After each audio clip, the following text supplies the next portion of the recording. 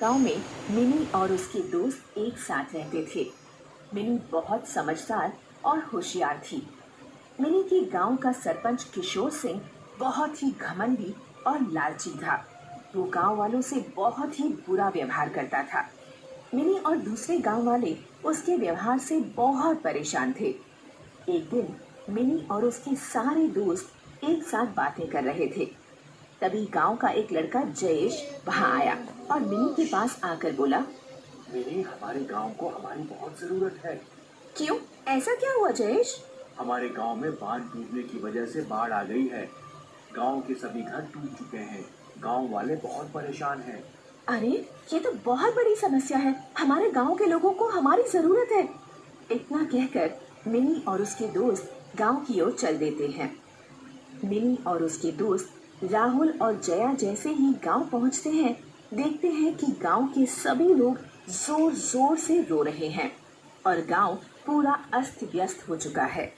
सारे घर टूट चुके हैं।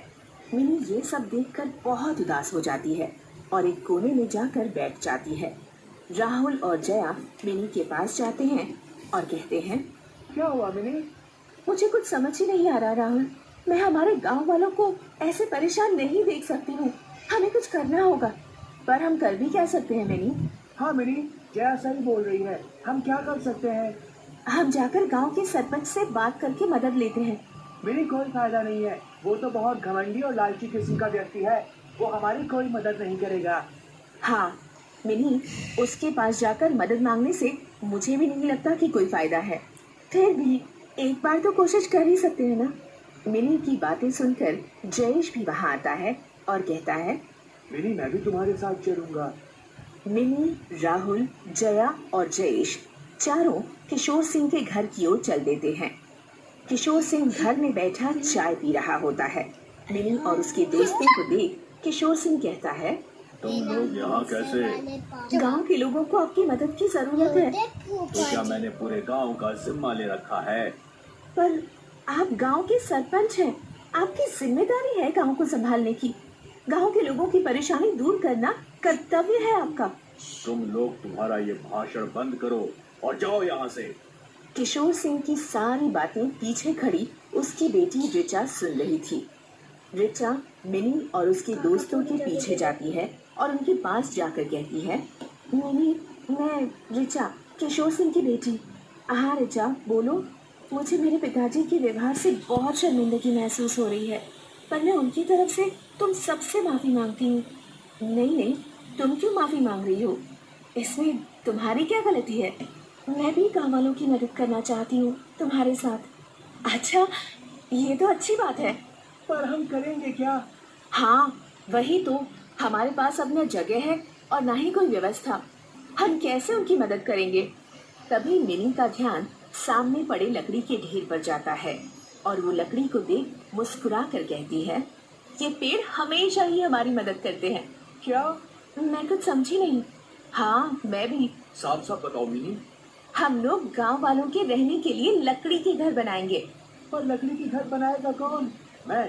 मुझे लकड़ी की पूरी कारीगरी आती है। अच्छा, पर इतनी लकड़ियाँ काफी है घर बनाने के लिए? अरे मिनी, इतनी लकड़ियों में पूरे गांव के लिए 2 मंजिल मकान बना दूं। ठीक है, तो लग जाओ काम में। मैं भी तुम्हारी मदद करता हूँ। सभी लोग अपने अपने काम में लग जाते हैं।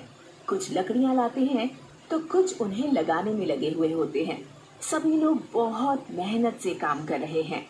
अब जल्दी ही हमारे गांव वालों के पास 2 मंजिला लकड़ी का घर होगा, जो उन्हें इस बाढ़ से बचा लेगा। हाँ मिनी, चलो जल्दी जल्दी काम खत्म करते हैं। मिनी, जयेश, राहुल, जया और रिचा मिलकर लकड़ी के घर बनाते हैं और गांव वालों के रहने का इंतजाम कर। दादू, दादी ने मुझे 7 रुपए से इट्स 50th एनिवर्सरी दादू, एक प्लीज। अरे शर्मा क्यों रहे हो? रखो ना दादू। एक मेरी हैप्पी एनिवर्सरी।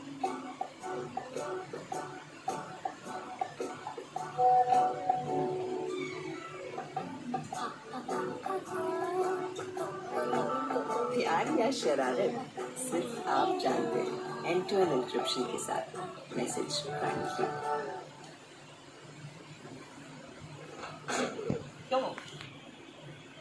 सॉरी भैया, पर अच्छा बेड तो लो ना। अच्छा बेड कॉस्टली होता है। करते हैं। गांव वाले 2 मंजिला लकड़ी के घर देखकर बहुत खुश होते हैं और कहते हैं, अरे लकड़ी के 2 मंजिला घर किसने बनाए? जरूर हमारे सरपंच जी ने बनवाए होंगे। किशोर सिंह भी वहीं खड़ा गांव वालों के सामने महान बनने के लिए चुपचाप खड़ा मुस्कुरा रहा था कि तभी गांव वालों की बातें सुनकर ऋचा और जयेश कहते हैं, ये घर पिताजी ने नहीं, मिनी ने बनवाए हैं। मिनी को पूरे गांव की मदद करनी थी। पिताजी तो इस सरपंच के पद के लायक ही नहीं है। इस पद का असली हकदार तो वो है जो गांव और गांव वालों की मुश्किलों का सहारा बन सके। हाँ सही है, गांव की सरपंच बनने की हकदार सिर्फ मिनी है। हाँ, सिर्फ मिनी ही इस पद के लायक है। ऋचा और जयेश की बातें सुनकर मिनी कहती है, ऋचा, इस पद की असली हकदार तुम हो। जिस तरह गांव वालों के भले के लिए तुम अपने पिताजी के खिलाफ जाकर गांव वालों की मदद बिना किसी स्वार्थ के करने के लिए आगे आई हो, वो काबिले तारीफ है।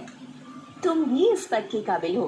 तभी सभी गांव वाले पीछे से कहते हैं, आज से हमारे गांव की 2 सरपंच हैं, पहली मिनी और दूसरी ऋचा, क्योंकि दोनों ने ही बिना स्वार्थ गांव के लोगों की मदद की है और दोनों ही इस पद के लायक हैं। हम मिनी और ऋचा को गांव के नए सरपंच बना देते हैं। मिर्जापुर गांव में